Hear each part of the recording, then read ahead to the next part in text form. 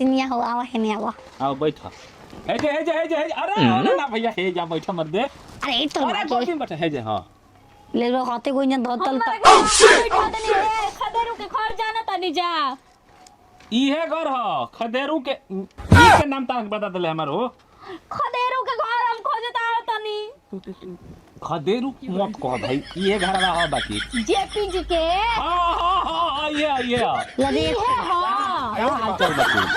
प्रणाम चाय पी लेनी जा ठीक बा चाय पी के ठीक बनी हम प्रणाम जी खुश रह प्रणाम जी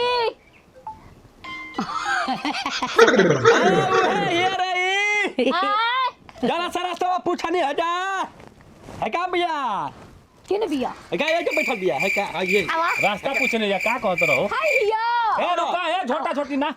हे ना ना तू बैठ का दिक्कत हो हमनी गई के 10 कट्ठा ले छै धान तनी जा ई काहे